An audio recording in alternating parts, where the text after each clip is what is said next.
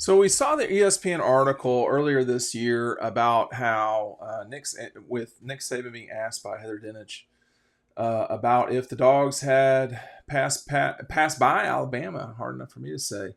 And Nick acknowledged that right now Georgia's the best program in the country. I don't think that that's really that hard to acknowledge, frankly. Here's what Kirby said in Destin about Georgia being, passing Alabama, whatever way you want to put it. He said, first of all, I don't hear that a lot.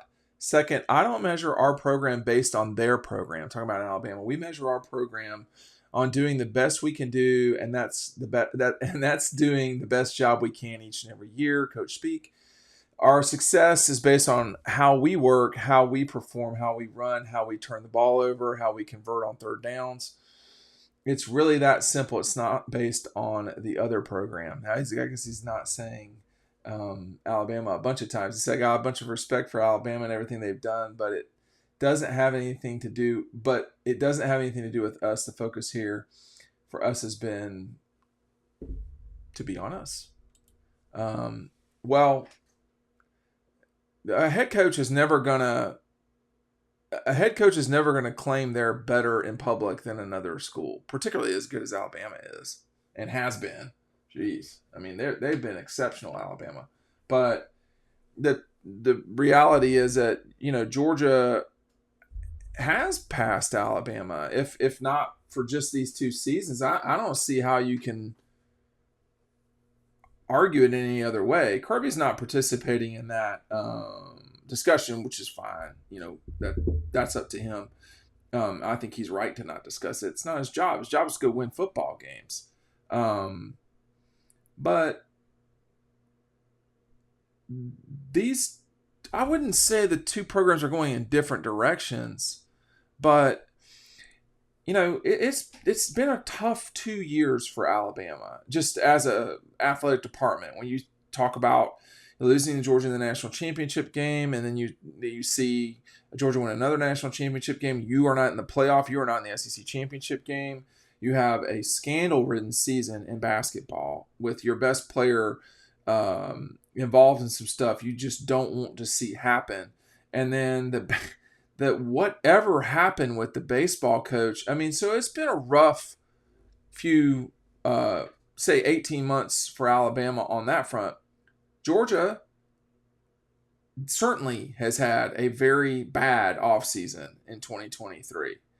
But on the field, these are the two best programs in the country. And it's going to always be natural to compare them.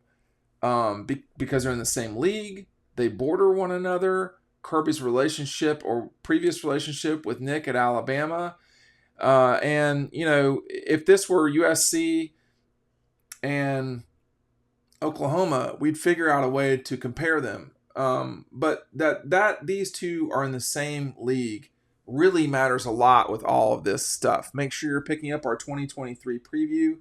There's really no discussion of Alabama in it.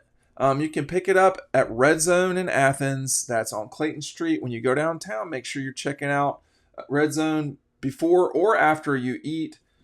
If you get double dogs, the link is down below. If you get double dogs, I managed to cut my lip as I do this. This is a really rough job. If you get double dogs, you will get the preview edition with it. It will come in the same packaging. We got a bunch of them to mail out on Monday morning. I ran out of these last year, so just keep that in mind, the 2023 preview. So I ordered more, but I ran out last year.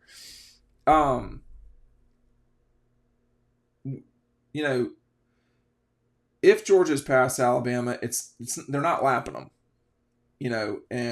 Alabama has the second best odds to win the national championship. I mean, when you talk to people behind the scenes, the discussion for both programs really is with the quarterbacks. What's distinguishing the two right now are the questions at quarterback. And other than that, and some people don't think Alabama is as gifted as they've been in the past. I don't know. I mean, I don't know about that. I don't know. But defensively, I think they're not what they have been when Kirby was there. I don't think there's much question about that. But that's coming on 10 years now, so that's not a great argument. The question is going to be, how well will whoever the starting quarterback at Bama becomes? I don't know who that'll be, but no matter who is the starter at Alabama, will they play better than Georgia's likely starter, Carson Beck? Carson's been around the block for a while. He knows the deal. My expectations for Carson, he certainly should throw for about 3,000 yards. He doesn't need to turn the ball over a bunch. And I think that if he has that sort of season, he can do 1 year and then go on to the NFL. I mean, that would be my expectation as to what's happening, but we'll see. I don't know what the story is at Alabama. I think that's a trickier situation. Y'all, they've had really 4 exceptional quarterbacks in a row. Jalen, Tua, you go to Mac Jones, and Bryce Young. And Bryce Young might have been the most productive of those guys. I don't know if he was the best one, but he was really good at Alabama, and you're losing that. Stetson Bennett was really good at Georgia. When you hear Kirk talk about how, he's got Alabama and LSU over the Dogs, part of that is, when you're losing someone as good as Stetson Bennett, that matters. It's not just that Stetson was do. Stetson made a lot of plays. When it came crunch time, he got better. He was better in big moments. We don't know in any way what it's going to be like for Carson. We don't know. But this whole thing, Clemson, I don't know that you look back on it, I don't really remember anybody who was serious saying that Clemson had passed Alabama.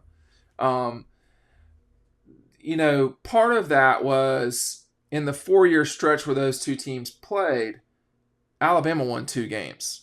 So that was part of it.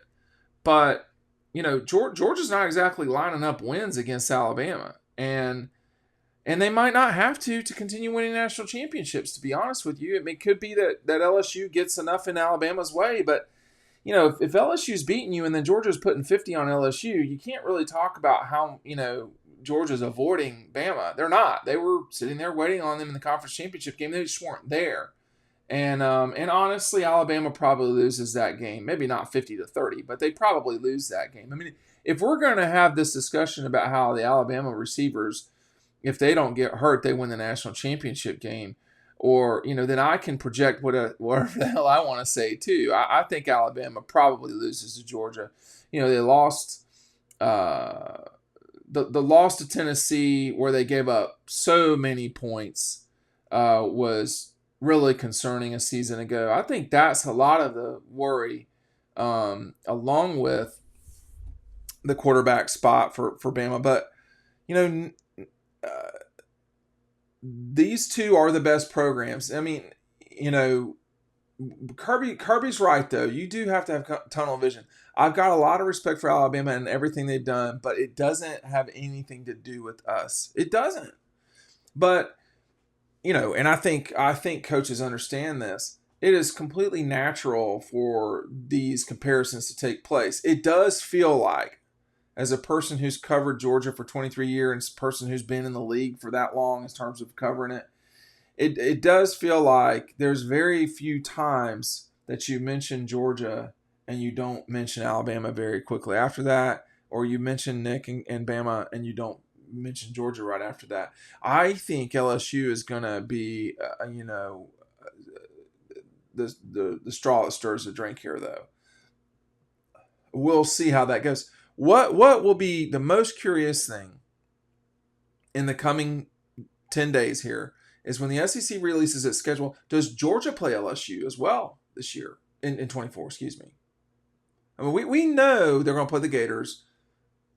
We know they're going to play the Gators. And then, they're almost certainly going to play Auburn. I mean, I would be floored if they don't play Auburn. They will probably get Texas or Oklahoma, but not both. And they will travel to Texas A&M almost certainly. After those, sort of games, who are the 4 teams that Georgia's going to play? They're not doing this audition for Disney so that they're, going to pocket those games. So I wonder what other marquee games Georgia will play, because Georgia, Florida, Georgia, Auburn, those are huge television games. I mean, they're big. But you know what else is bigger than those? Georgia, Alabama. And I mean, maybe not regular season Georgia LSU, but Georgia LSU, when they get together, that's a 10 million plus game. That's typically because it's on the SEC championship game, but still. So I am curious. Will Georgia have to do the back and forth at A&M and at Oklahoma? I just don't know, and I think that's going to have a lot to do with what happens in 2024 and beyond. These 2 teams have been in some sort of Cold War for a while, and we've gotten to see the hot war too. When the SEC championship games, moments like this with Keely Ringo and Georgia, was this the turning point right here? Was this moment the turning point for Alabama and Georgia? It certainly was for Georgia. Was it for Alabama too? I don't know. We'll just have to see what happens over time.